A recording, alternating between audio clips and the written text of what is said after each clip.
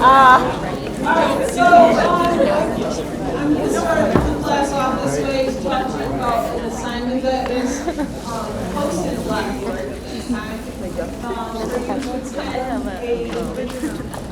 Alcoholics Anonymous meeting.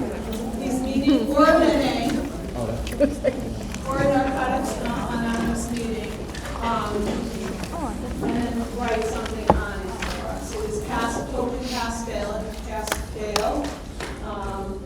assignment, but it's worth your, I swear to you, it's worth your time. The reflections that we read afterwards are, a lot comes from that. Okay? I'm going to say to you that each and every one of you knows someone who is affected by substance use disorder or narcotic use disorder. It's on the rise post-pandemic, right? But it was high to begin with. And we all know someone who struggles. So going to these meetings and answering these questions that are posted here will really give you a little bit of a sense of what AA is all about and why it's so good that patients or people okay. There's reading on here also in Pearson, module 22, and then Adams. So you want to be mindful of these medications, which we're going to talk about while you're, before you go to your meeting. Now, again, I get that you guys are like, oh, another assignment, right? But I was asked if you should still be doing it, and I really feel with all my heart we should. We really need to have you understand this, right? It's a major problem, okay? Which people need support and understanding. So, you'll read this. It's due December 5th. Originally it was due December 1st, but then they give you the weekend as well, right? So, and there is a spot in Blackboard where you can upload it. Okay? Questions about the assignment? No? How long does it? It doesn't have to be any length. You just have to hit the questions. And we will give you a little bit of feedback. We'll give you feedback, and it is really just pass fail. No, I'll open it up. Don't forget, there are some online meetings, right? There's a lot of online meetings now that we're post-pandemic. What? They have Zoom meetings. They do have Zoom meetings, so, don't forget about that as well. I know, you guys have busy schedules and all that, but you can, attend a Zoom meeting and get to the point, get to the answering the questions, okay? Yes? I just want to double check. So when I printed out the 6, it says 5. Yeah, because I had the wrong, another correction, sorry. I corrected them all by hand. If you look at your papers, I corrected them all by hand. It is Monday's the list. Okay. Yeah, I'm glad you clarified that. It's due December 5th on Monday. Okay? Any other questions before we move on? Okay. You may, I want to say one other thing. You may, if you do attend a meeting, either virtual or in person, you may see some people that you know from the community.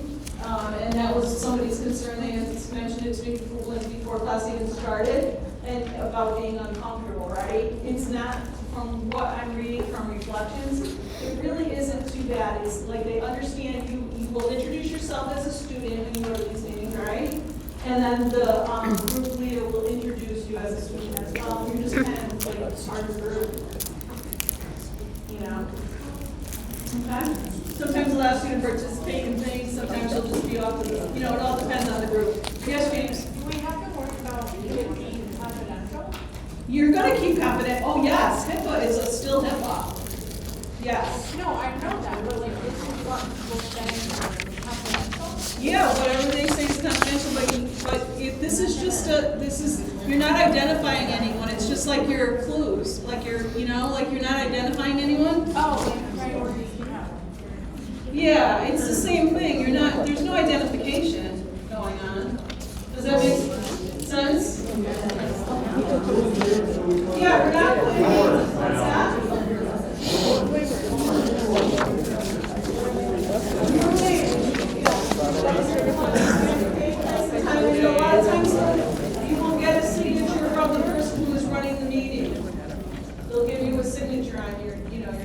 okay? If it's electronic, just ask for them to send you something. Yes.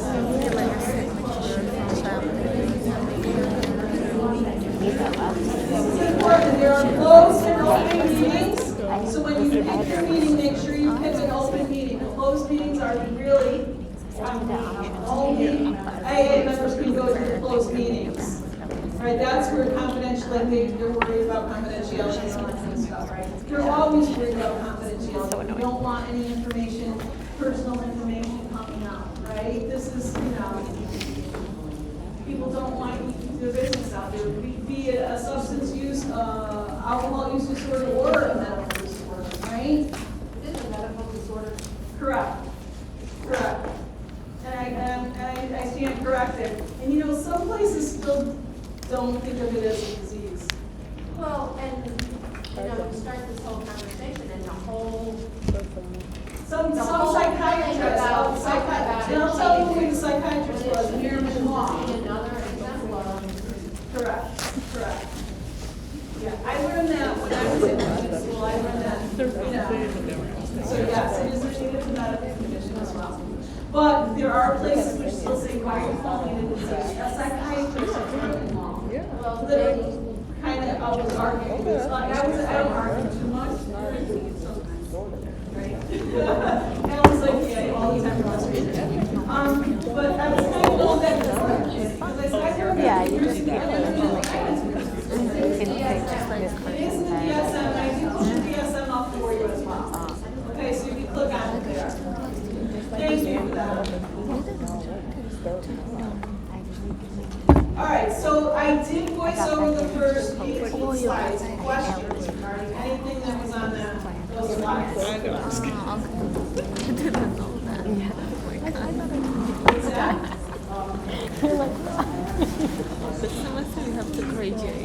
If you were not able to listen to or review them, because I know your schedule's crazy, or accessible, or, the test as you were, right? And so if you were not able to view it or listen to it, please ask me questions. I do get back to people when they ask questions, right? And then you guys even answer answer each other, because I was like, I went back on to go and check and see if anybody read it or what was going on, and you guys just went to town answering each other. So please put it on discussion board if you have questions with the content that was 1 to 18. I knew I was going to run out of time, so that's why I kind of did it as a free. Okay? But are there any questions at all? Any questions at all, guys, on those slides? Yeah. Nobody did it. Oh. It's okay. It's fine, but I'm available for questions. Okay? So that kind of guides me on how we're going to move forward, because I'm going to it's going to be still more of a lecture style as opposed to me asking questions, because we have to get the content. Okay? All right. Did you submit it or no?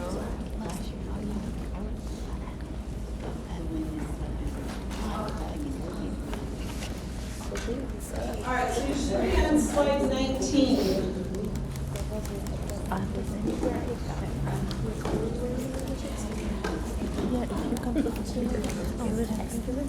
And we're discussing the nursing process.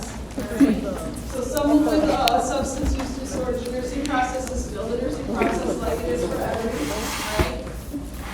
You want to make sure you get a really good assessment. You guys can hear me? Okay, I'm just making sure.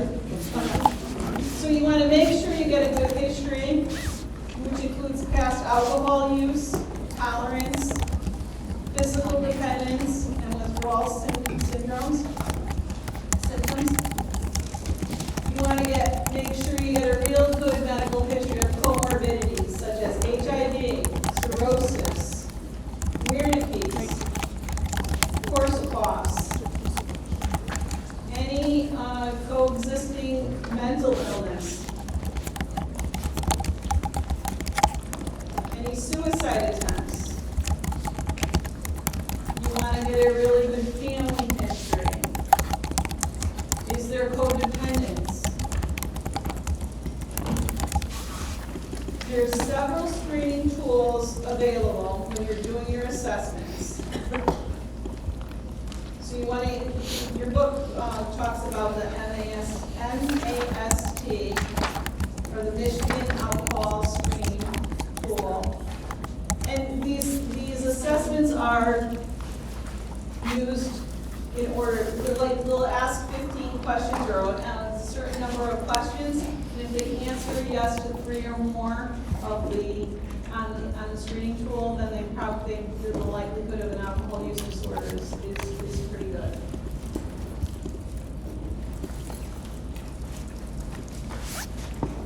As far as nursing diagnoses or problems, we're looking at quite a few in substance use disorder, right? We're looking at risk for injury, risk for violence, denial. Maybe some more. Nutrition, what else? What? Health promotion, absolutely. I like that. That should be up top. What else? Organ failure? Safety, huge. What else? Family coping. Liver toxicity could be a problem, yes. What else?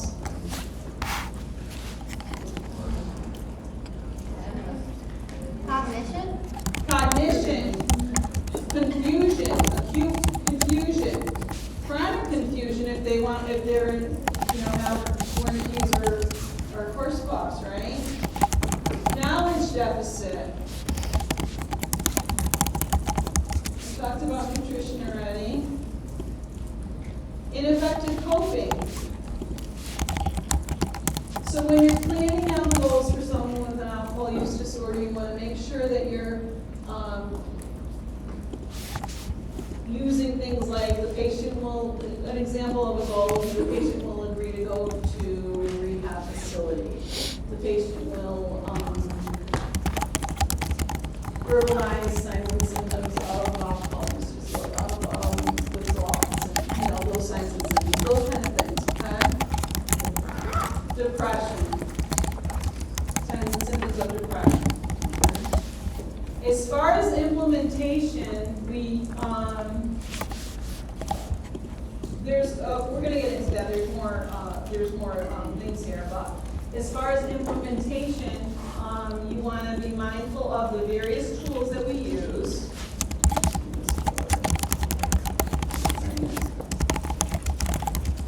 So mindful of the various tools we use. The main tool that we're using is what?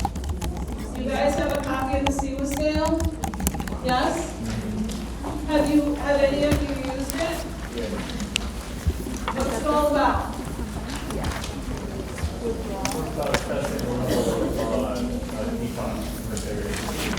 Correct. And what else? How much Ativan you need, right? Ativan is the main benzo that we use for withdrawal, right? So you look at these 10 categories, you assess the patient, and then it goes, you have a scale another scale on your MAR, right, or in the protocol, and it tells you how much Ativan you're going to be using. Make sense? Okay. Why do we use the scale?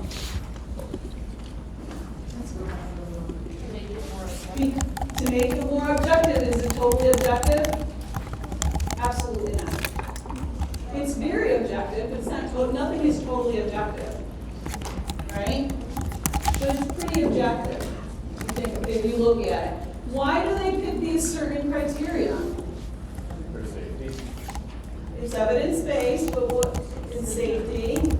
Well, why pick these? Why are we looking at nausea and vomiting, tremors, paroxysmal sweats, anxiety? They're all side effects. They're all withdrawal complications, right? So you want to look at the extent of it. Anybody do this with a nurse? Can you talk about it a little bit? How was it? What did they do? This is huge. You're going to hang on to this. We're going to be discussing this again in the behavioral health lab.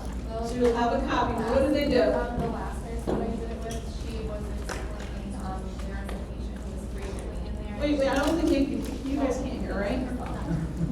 She's like, oh, here she comes with a mic again. You know I'm coming. Come on. You last nurse that I did this with, there was a frequent flyer who was in there with. Oh my God, a frequent flyer. No, not with. A frequent flyer, that's in my PowerPoint, I'm not kidding you. Well, this is how she explained it. This is how she explained it, and this is how a lot of nurses explain it. I'm not picking on you, I swear I'm not picking on you, but you hear this commonly with substance use disorder, and it breaks my heart. It does. But I was guilty of this. I can tell you I was guilty of this. We had a patient, Craig, that came in all the time. He was being admitted to tele, and they were like, oh, you're gonna take police? And I'm like, no, I'm in charge, right? And I have the same assignment, patient assignment. So we knew he was pretty high up there because of the report that, you know, from the emergency room. So here we go, we're gonna get emotional a bit with you guys, right? When he comes in, he's in the hallway. We wound up getting him into a Jerry chair, and as time progressed, he wound up getting worse. We needed 4 people to hold Greg down, okay? I was at the head. Unfortunately, Amy, who works at Tele, was at the foot, right? We had security there as well. What are we trying to give him?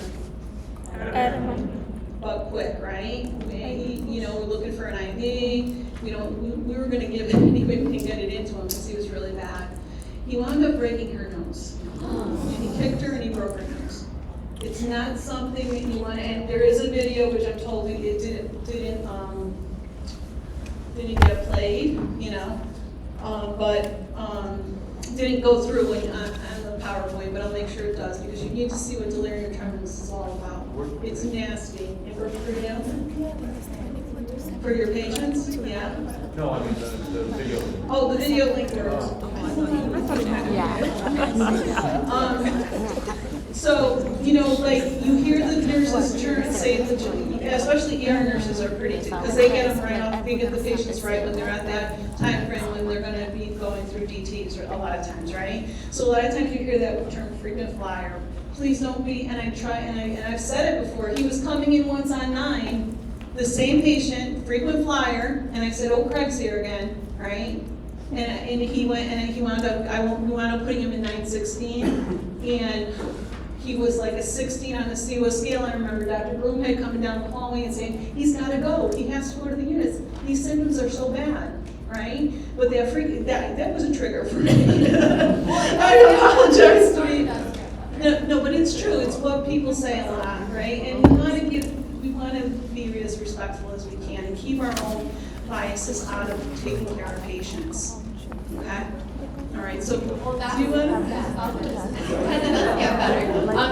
It was my first time with the DO, and actually I was supposed to go with my professor and do it, but we ran out of time, so she said, just ask your nurse if you can watch her do it. So when I went in, the nurse explained the frequent flyer, and she said that while you're asking the questions, you can't just take what they're saying, because she said people search for that Ativan. They will. So, This is an important point. Right? she would ask the questions and she would give how she was feeling, but the nurse would kind of put something else, so she scored too low for Ativan. So she kept calling me back in, where's my Ativan, where's my Ativan? And then I actually went back in with the professor and we did a CWAT again with her, and she ended up getting her the Ativan. Yeah. And that's a perfect case of bias as well. So the nurse changed her answer, so She didn't get change that, but Ativan. she used her. She scored lower. Yeah, It's a judgment call sometimes, right? When She you're. was really anxious, but she wasn't showing And- and the nurses percentage, she wasn't showing signs. She put a lower number than what the patient was describing. Did you hear that? Yeah. Did you guys hear that? And drug seeking is another term I want you to be cautious of. I want you to be very cautious of that term. You had your lecture on pain, right? I want you to we have objective tools. We have this tool, right? You want to use it the correct way. She went in with her instructor and scored her to where she needed Ativan. What is the problem with giving someone who is going through a substance use disorder some Ativan? I don't know. Thank you.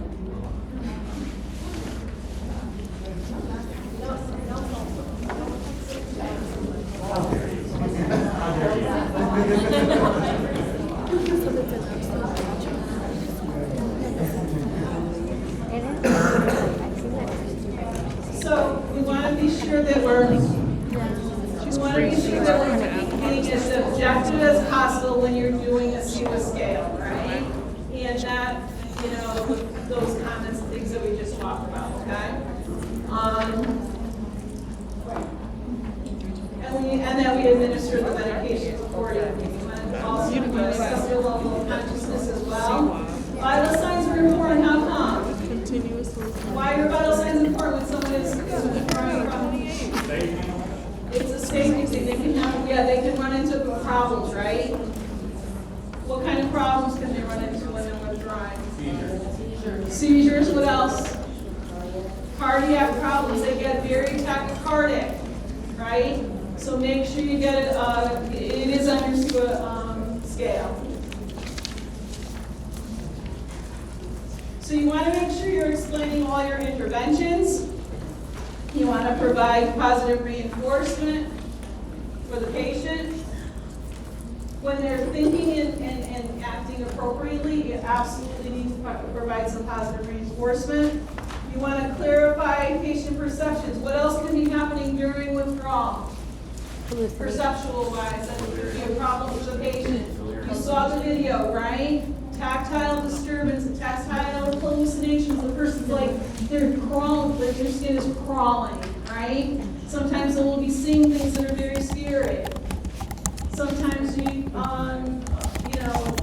they hear things, right? So you want to ask all those questions on the SEWA scale to see what's going on. But you want to be clear, you want to clarify. This question comes up constantly. What do I mean by clarification of perception? What do I mean when I say that? You want to be very clear what they're seeing, what's going on, right? But you also want to be truthful. You want to be truthful. I do not see that. I do not see that there, right? You're not challenging them in any way. It's hard enough for them as it is when they're going through it. So I don't see any bugs on the thing. I see that you are, like uncomfortable in your skin. I'm seeing that. I'm going to see what I can get to get, maybe a little more comfortable. So be clear. Don't go into the delusions. Don't go into anything that's happening. Just be very clear with them. And what is the most important thing that you can do when someone's going through withdrawal for the patient? Medicate, but also have some empathy, right? It's not easy when someone is kicking you. It's not easy when there's some physical stuff there, when they're spitting at you. I don't know if you guys have seen sometimes, right? Spitting, punching, kicking, that's not easy, but we need to have some empathy. Michelle Diaz is going to talk to you. She's one of the managers on the 9th floor of Waterbury Hospital. She used to be a manager of the emergency room. She's going to talk to you in the behavioral health lab about de-escalating the patient. She talks about a patient that came in with withdrawing like there was no tomorrow, and the nurse's responses to this patient. And she just said to them, nobody wakes up wanting to say, I have a problem with alcohol use disorder. Nobody wakes up saying they want to have a problem with narcotics, right? Think about that every single time you come in contact with someone and you have some empathy, okay? Let them know they are safe.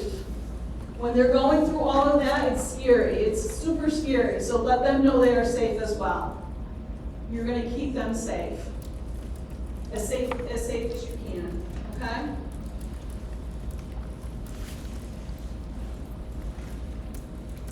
So sometimes patients will go through withdrawal in the home setting. It all depends on the severity of withdrawal symptoms. You want to make sure, and there are outpatient places that patients can go through withdrawal. Sober homes. Where else? There's a lot of places. Sober homes, community nursing homes, those kind of things. If the withdrawal symptoms aren't that bad, they can go through withdrawal, not necessarily in the hospital. If they're scoring at a high score to begin with, you need to go in and get IV out of it, okay? Or another benzo. You want to make sure that you're checking when the patient is at home. You want to make sure that there is some staff in there, so nursing coming in or some rehab professionals coming in, you wanna make sure you're checking their orientation, you wanna make sure you're checking their cognition. What else do you wanna check at home? You wanna check vital signs, they have home monitoring kits and all that, right? What else would you wanna check at home? Safety of the environment, you wanna make sure there's, you know, they're safe, there's not anything that they're gonna harm themselves with, right? You wanna make sure when someone's withdrawing that they're in a quiet, they have a quiet place, right? So decrease the stimuli, they already have enough stimuli coming through with hallucinations and all the things, other things that they're dealing with. Make sure it's nice and quiet. Make sure there's no potential for them to harm themselves or others. If it gets too high, if they are scoring really high or having a lot of the symptoms on the CEWA scale, they need to be admitted to the hospital. So constant observation in the home, in rehab facilities, you want to make sure that's happening. They will obtain blood and urine for laboratory analysis to make sure that the substances, there's no substances there, as like, ongoing surveillance. You want to assess a patient's level of knowledge and readiness to learn. You want to develop a teaching plan that includes lifestyle changes. You want to provide printed information and educational videos. What slide? 23. Am I going too fast? It's not on the. I'm on my thing, I apologize. Thank you. Better? Yeah, go back, okay. Can you guys let me get this slide right? Sorry about that. To be fair, we started at 19. Yeah, it's not too bad, right? It's not too bad. Not too bad. So when you're educating your patient, you want to make sure you're assessing their level of knowledge. So a lot of patients have been to rehab a few times, right? So they have pretty good knowledge of what it's all about. They have pretty good knowledge. You know, they might have been have had relapses, so they have a pretty good knowledge base already. You do that with them whenever you're teaching your patients, right? You want to know what they know before you start, giving them information, right? You want to assess their readiness to learn, develop a teaching plan which includes lifestyle changes, and give them printed information. Teaching starts with simple to complex based on what they already know, as I just said. And patients are at their highest risk to relapse within the first few months. You want to keep that in mind, right? Therapists use an acronym, HUNGRY. You want to take care of their basic needs so that they're not thinking about alcohol, right? Basic needs, Maslow's, it's going along the lines of Maslow's hierarchy, right? So if they're hungry, angry, lonely, or tired, chances of relapsing are higher. So you want to make sure you're taking care of those basic needs.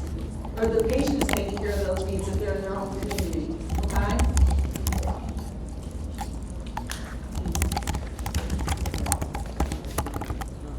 So evaluation. You want to ask these questions, right? Will the patient be able to go through this withdrawal without having physiological complications? What is the patient's ability to meet the goals set in the teaching plan? Does the patient have coping mechanisms to refrain from alcohol use, right? So those coping mechanisms are what? What kind of coping mechanisms can we help someone who has an alcohol use disorder? What kind of coping mechanisms do we want to, stress reduction, what else? Community support is huge, and that's why a lot of times people are going through this in the communities as opposed to going into a sterile hospital setting, right? So if they can, the community is huge, right? Alcoholics Anonymous meetings.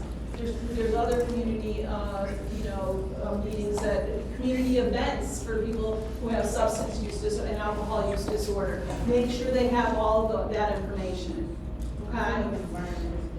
Environment is huge. That's a key, that is very key in substance use disorder. If you're hanging around with people who you were using with, or drinking with, whatever term you want to use, right? You're hanging around with those people again, what is the likelihood that you're going to relapse? Very high. So if you're in a community of people, like-minded people, like people who have the same, who struggle with the same problem of alcohol use, your chances are much less. Time means something as well, right? What does time mean as far as someone who is as far as relapse? Only a third of the people with less than a year sober will remain sober. Only 1/3, right? And the longer a person is sober, the chances are for them to remain sober increases. Right? So after 5 years, there's a 15% chance, there's only a 15% chance that they will relapse.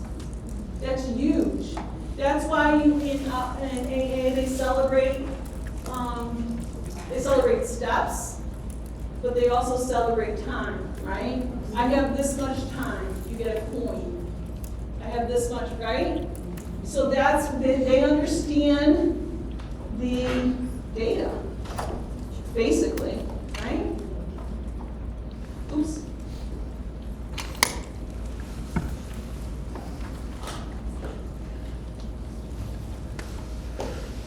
So medications that were, here we go back to medications, guys. I was a little bit of time, right? But we gotta talk about the medications, all right? So medications used for alcohol use disorder and abuse, given to people with chronic alcohol use disorder, prevents the breakdown of alcohol. If a person takes alcohol with antabuse, you're in big trouble, right? You're in huge trouble. No, the vomiting is intense, it's violent, they describe it as violent.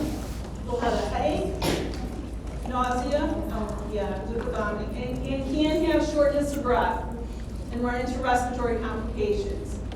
We need to make sure that the person is highly motivated to stop if the doctor prescribes antabuse. All of these signs and symptoms happen within 5 to 10 minutes of taking antabuse. Okay? So make sure the person is highly motivated. Naltrexone reduces a craving for alcohol. They have to avoid opiates 7 to 10 days before starting naltrexone. That means also in the hospital, if they're getting something for pain. But sometimes substance use is associated with alcohol use disorder, so that you want to make sure that your patient knows this if they're on naltrexone. They should be wearing a medical alert bracelet for all of the medications listed for alcohol use disorder. Camprol, it's FDA approved for abstinence, but you worry about some of the GI side effects associated with the medication, along the same lines, violent nausea and vomiting, flatulence, that's what I want to say, thank you, it's later. So GI upset, okay? Person needs to participate, this is big and probably should be bolder. Person needs to participate in behavioral modification, psychotherapy, and counseling, in addition to the med use. The med use alone, you can't throw a pill at this, right? The med use alone, this is a huge, you want to make sure that that's happening as well. Questions about pharmacology?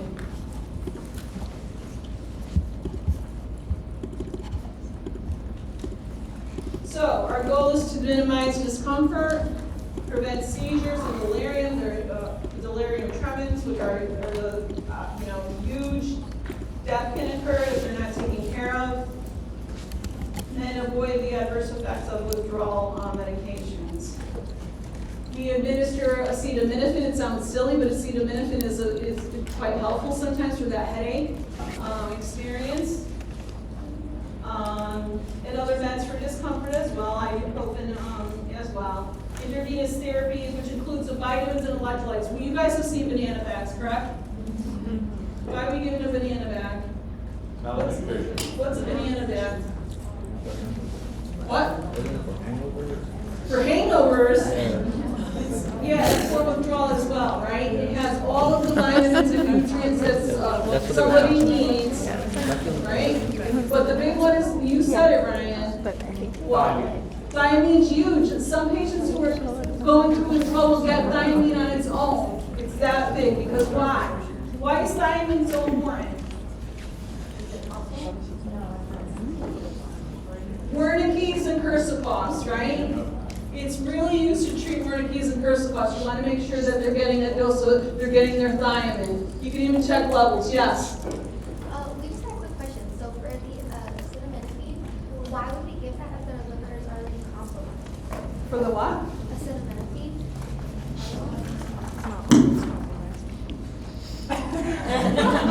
Everybody has to hear, it's a good question, please.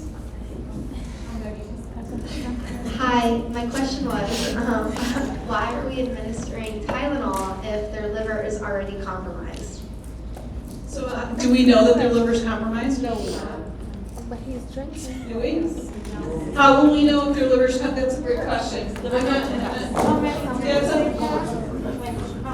Liver function test, right? Do your liver function test to see what's going on with the liver, and then that's why you're checking it before you give the Tylenol. What's your name? Amelia, very good. Way to go, Amelia. Right, so not everybody who has an alcohol use disorder has liver problems, but you are checking those liver function tests automatically. When they come in withdrawal, they will do a liver function test. That's a good question. Why would they just give an exit? I mean, I'm sure they're gonna check it later. What's that? Why would you just give an exit and it's on the basis, then you don't have to worry about it? Well, you can. Well, it's like metabolized kidneys. Correct, you can. That's how you figure out one way or another. Yeah, absolutely. Because you want to take care of those, and it might seem minimal to us, like, oh, it's a headache, that's part of the symptoms. You want to take care of all those things. Again, it goes back to mass. And said what?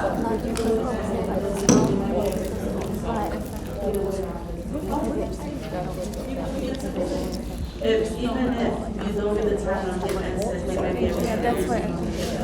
Again, that's a very good point. They might be at risk for bleeding with NSAIDs. You talked about that in your blood discussion, right? So they're at risk for bleeding. So you're going to get the LFTs in general. Alcohol affects the liver, period, right? And then once you have the LFTs, it's kind of like what do we do before? One or the other, right? Once you have the LFTs, then you can treat.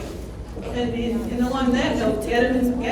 As soon as they come in, don't play around, so that you can start treating for pain, discomfort. Good points.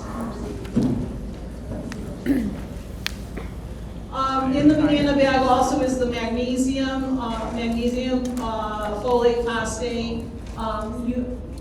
Patients with alcohol use disorder will have hypomagnesia, hypokalemia, and hypophosphatemia. So all of those things are considered, and they will go into they are in the banana bag. Is that all from the malnutrition, or is Yes. that the way the alcohol is digested? I'm not sure. I don't know, that's a good question. Put that up on a discussion board and I'll research it. Okay. That's a good question, but a lot of it is considered malnutrition because along with alcohol use disorder goes the nutrition problem. Yeah. Yep. But I wouldn't be surprised if alcohol had something, like the actual ingestion of alcohol had something to do with it. I just don't want to answer your question if it's wrong. Does that make sense? Yeah. So benzodiazepines. They are administered to stabilize vital signs, prevent seizures, and decrease withdrawal symptoms. Ativan is the main one. I've seen it everywhere. I swear to you, Ativan is used pretty much everywhere. What's that? Every hospital uses Every hospital uses Valium. It will be used, but I'll tell you, Waterbury Hospital, Charlotte Hungerford Hospital, Merriman Hall, for the most part, they use Valium as well. A lot of the places that I've been to, Ativan is used with the CETA scale. If you're in Danbury, you will see Valium. They're both benzodiazepines. They're the drug of choice to use for substance use disorder. Librium, where is Karina here today? You're like, oh God. Right? She had a patient, where are you? Are you hiding from me? She's like, Oh, I'm not Karina, I'm Nicole, but in Waterbury, we treated patients with Librium, we'll give it every 12 hours, and then they will still assess with the CBUS That's scale. perfect, thank you for that. Thanks, Karina. Stop. Now you're just making fun of me. If Karina's here, she had a patient as well who used Librium. I'm Karina, but I'm not sure which one. No, there's Oh, okay. She's probably not here today. It's fine, because Nicole had a patient as well that used Librium, right? Or was on Librium. A lot of times you will see a dose of Librium in addition for people who have chronic use and have been, years, right, which is chronic use. You'll see a dose of Librium in addition, and it's a standard dose. I have, I was going to talk to you about that, but I'm glad you brought it up, Nicole. Standard dose, so they'll give it at 66, right? And then you still do your CWA scale and get, I say hit them, it sounds so bad, but you are kind of getting the Ativan into them so that they don't have the symptoms, okay? Librium's an older medication, we don't see it all that often, but patients who have had chronic use and struggling with it for a long time will be on Librium as well. Good. How often do you do the CWAP? Depending, thank you for that, that's a good question, because I didn't address that. Depending on what their number is, right? So if your number is really high, you'll do it every 2 hours. If your number is a little on the lower side, and you said handling WPO instead of ID, you'll do it every 4 hours. It's according, and that's why I always say to the students, when was the last time they got their CWA scale? What is the number on their CWA scale? What, what are we doing this again? Okay? Because it goes according to the severity of their symptoms and how much Ativan they get. Good. If it is high, well, we're gonna look. It depends on the hospital, right? But if it is high, it could be up to every 2 hours. Yes. Where it says hepatic dysfunction, does that mean it causes that or it helps with that? What do you mean? Lorazepam, very bottom of the last lorazepam. It could cause hepatic dysfunction, absolutely. So it can cause. Yep. Yep. You want to be mindful if the patient has it even beforehand, right? Because you don't want to be given a medication that's going to cause difficulties, right? Further difficulties with liver. Any other questions? Yep.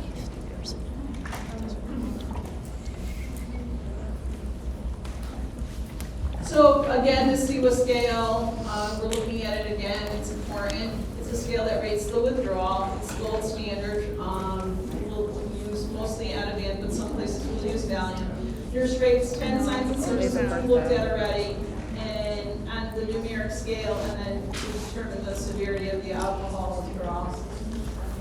Total score ranges from 0 to 67. I don't know how they can, someone will get a 67, but they can, right?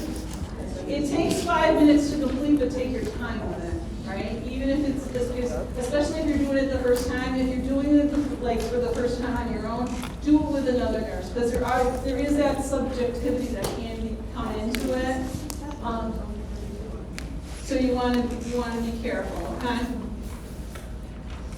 Patient treatment is based on the CWA scale, and if they're greater than 10, they require hospitalization and a benzodiazepine, and this indicates severe alcohol withdrawal. The higher the CWA score, the more frequent the patient is, and that goes to your question, the more frequently the patient is assessed, for example, every hour to every 4 hours, depending on your CWA scale at your hospital, okay? Just depending on your dosing, all right? And what med you're using as well. So, evidence-based practice, we want to make sure we're taking care of seizures, direct seizure precautions, fall risk, aspiration precautions, make sure the patient has an airway, make sure they don't have any skin abnormalities. What kind of skin abnormalities might you see on patients with alcohol use disorder? Skin abnormalities. What's that? Liver complications of the skin, absolutely, right? So some petechiae, they may have some bruising, right? Jaundice. So you're looking at all of those skin conditions, right? Maybe something from incontinence, so do a good skin assessment. We use the tool to guide medication, we want to encourage patients to rest, increase their stimuli, adequate nutrition. If you can't get adequate nutrition into someone, you're giving them supplements, right? Like the banana bag, or even if it's that far along, sometimes sometimes you can, depending on where they are. But, you know, like you gotta check those things out. If you can't get keto nutrition in. Make sure you're watching INO, review lab results. What kind of lab results do we want to see? LFT. Thank you, what else? Ammonia level. Electrolytes, because they're usually hypo and everything. What else? What other lab results do you want?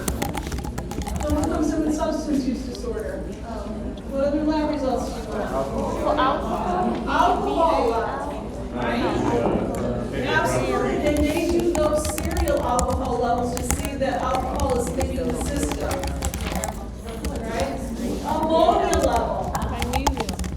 Magnesium, potassium, all the electrolytes, I think someone mentioned, right? Because most of the electrolytes are hypo.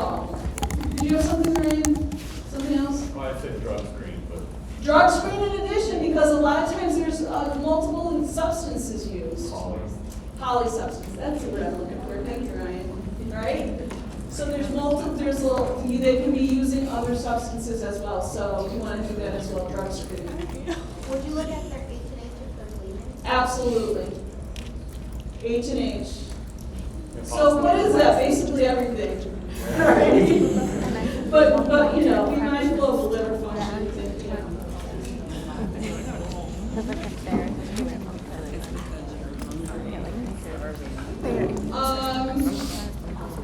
Assess mental status and sleep patterns. A lot of times there's issues with sleep because they're going through symptoms, right? Especially in the beginning.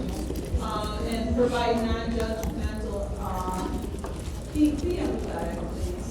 Best what you can. Be empathetic. So tips, be matter of fact, you want to be respectful, you want to be calm, you want to be positive, be supportive, use short, simple statements with a low tone so that they're not increased, you know, not excitedness. You don't want to increase their symptoms. You want to avoid agreeing or disagreeing with the patient's hallucinations, but you can't tell them what you're experiencing, okay?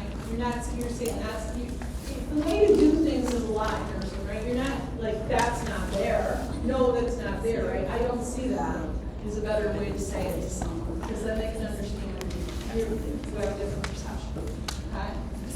Meet the patient's needs promptly. Again, it goes back to those basic needs. Take care of those basic needs promptly so that they're not having another stressor. This is important. Seizures can occur 12 to 24 hours after cessation. Age, that can be generalized or chronic. We treat with the benzos because they also take care of seizures. Valium, Librium. We treat with the anticonvulsants, Tegretol, or carbamazepine. We also use Keppra. Christina, Karina's not here, but her patient was on Keppra as well. Okay. Treat with the barbiturates, Is that something you see often? What's that? Barbiturates? Not often. And wouldn't that just be for Why like would- extreme DTs or what? It is extreme. Okay. Yeah, because it's another substance, right? You don't see them often, you see more the Tegretol, you see the Tegretol and the Tegretol and the Keppra. And when is this, guys? When are we using these medications? When they need them. That's the best answer. Well, when do they, okay, now my next question, because you know I'm coming back at you, right? When do they need them? When do they need the anti-seizure medications? About 24 hours. Severe withdrawal symptoms they go on, or if they have a history of coming in severe withdrawal, then they'll just put them on it for, you know, for prevention. Yeah, especially if they've had seizures before. That's what I'm saying, if they've had them before, you're gonna go ahead and keep them on, because the alcohol use doesn't stop, right? So if they've had them before, they're more prone to have them again. Or if they've been to the point point where they're above that 10, they need hospitalization, you know, they're having a lot of those symptoms, because it progresses to seizures, right? You start with a tremor. When we do the alcohol use disorder, who's not afraid to touch my hand? When you do the check for tremor, right, a really objective way to check it, because sometimes we have that discussion about the why, right? Oh, they're looking for their Ativan, they want to get Ativan, right? A very objective way, instead of watching, because we've had patients that will do this, right? Because they are looking for they might be looking for medication, they're not withdrawing at all, right? But they want some Ativan. A really good way to check it is just put your hands on there, and you will feel the tremors, right? They can't, you kind of holding them in a sense, so you're not gonna, it's not like, you know, it's just kind of like, hey, you know, right? So, again, we're trying to be as objective as possible.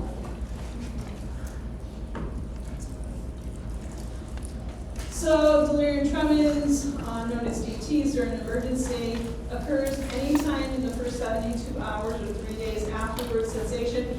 A patient came in, and I'm talking about Craig again, but he came in, and when he wound up going to, he was 16, right? On the scale, he was 3 days in. You always look 3 days in. You really do. Okay? Things you're looking for are tachycardia, fever, hypertension, diaphoresis, and anxiety. The hallucinations are visual, tactile, and they can also be auditory. Delusions can occur. And again, we're treating with Valium, Librium, Ativan, and you want to make sure you're rehydrating. Now let me just say something really quick, because I think it's worth your time. We have a few minutes.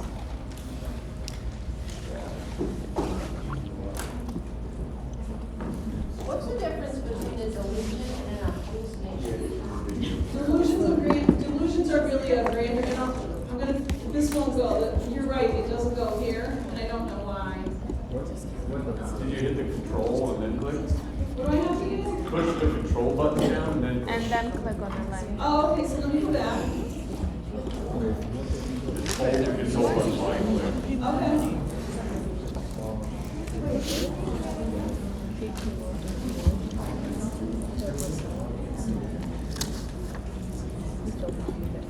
And hold the control line. Yeah, hold the control and then put it on. Click.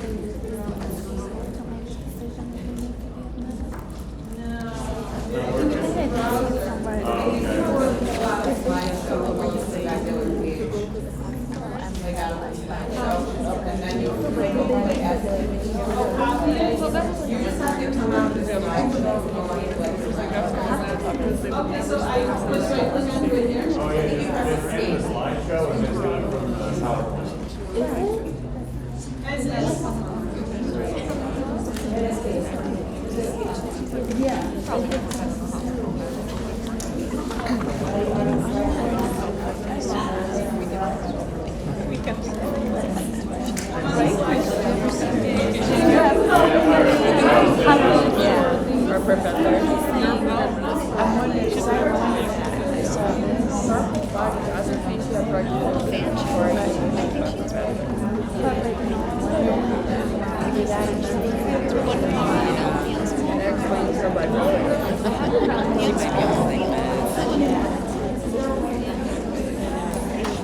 I know, I never know.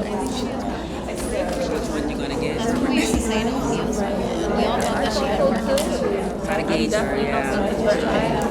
Stay out of her way, right?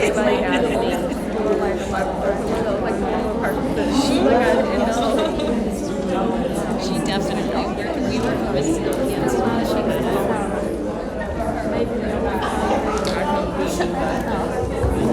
She was so mad. Did she talk to you?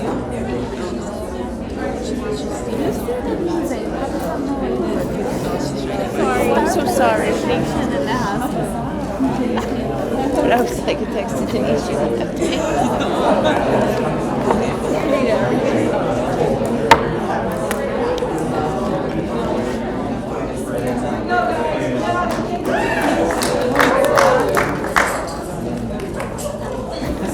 The door closed.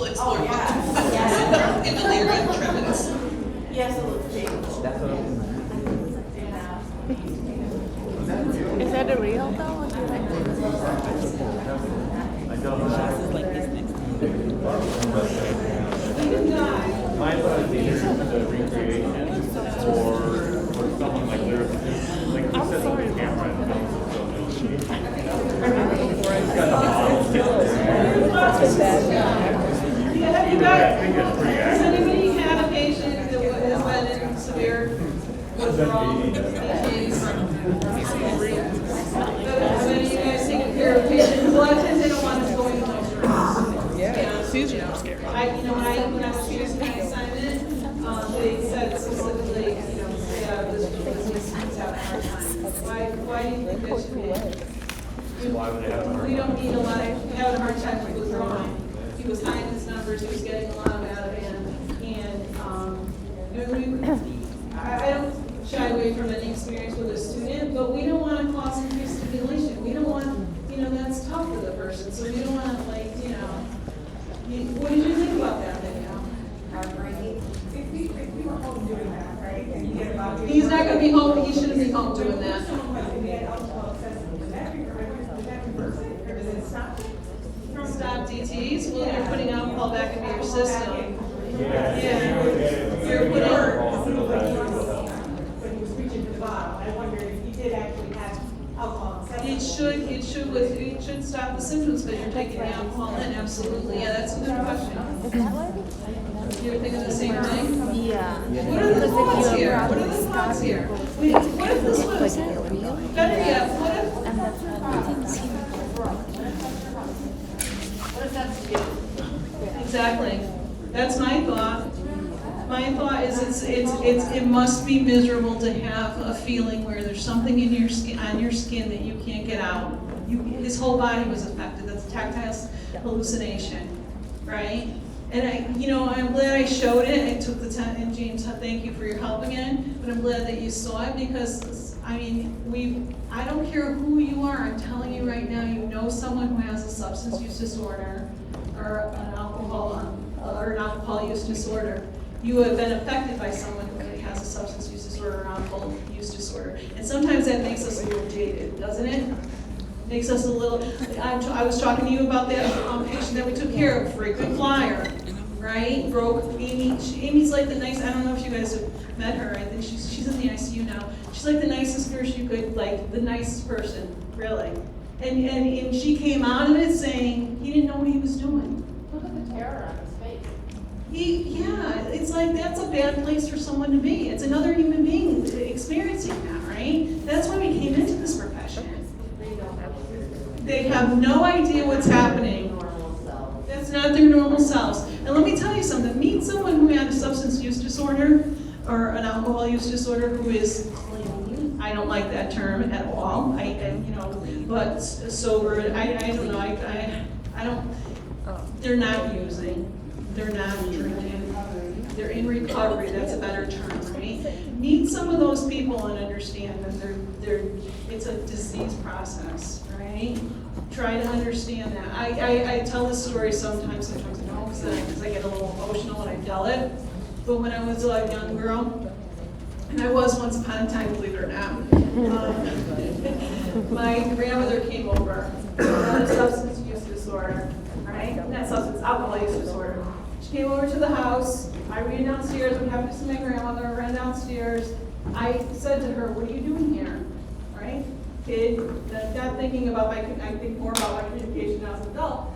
I said, "What are you doing here?" She got in her car and went back home. She was under the influence, right? And then she called my mother and yelled that I'm a brat and all this nonsense, right? We've all been affected by it. I don't care who you are, right? So I take that with me, young kid take that with me. And then I have a nursing class and they tell me his disease.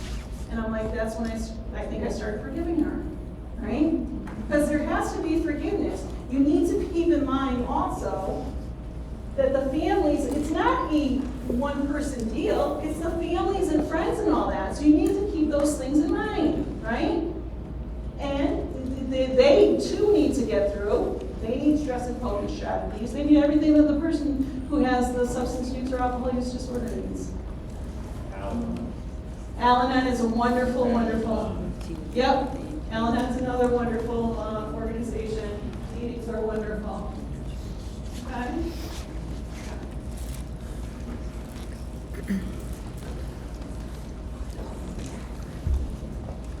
So just going back to that, you want to evaluate the person holistically.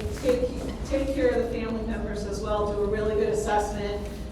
There may be some codependency there. You want to do a self-assessment of your own thoughts, feelings, opinions, the person with alcohol use.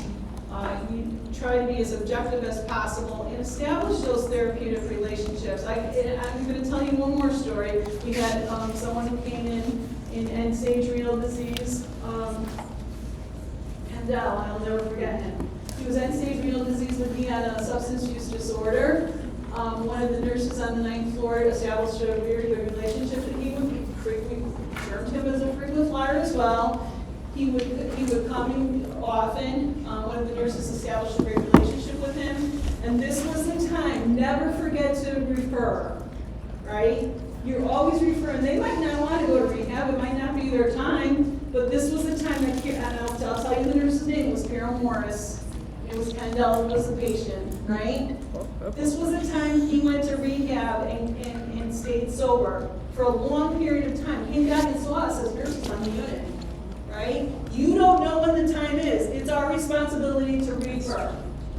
Refer to social work and make sure that they get into some rehab facilities if they're ready to go. Okay? We already talked about most of this. Health promotion and teaching. This is not just a sole person, disease process. It's not just a family thing. We need to start doing some health promotion and teaching. We want to make sure we have into school curriculum, right? Offer classes to learn about addiction and its relationship to the brain, include risk factors, ways to prevent exposure, promote classes for developing healthy coping and stress management, offer activities that increase self-confidence, self-efficiency, and supportive relationships. And then you're taking a look at your evaluation plan. And then we're looking at the person absolutely, with alcohol use disorder, absolutely needs psychotherapy. You have these self-help groups in addition, and the 12-step program, people swear by it. Absolutely swear by it. Questions? Please, again, I know I gave you some information up front. It's testable material, so if you have questions, please hit me on the discussion board.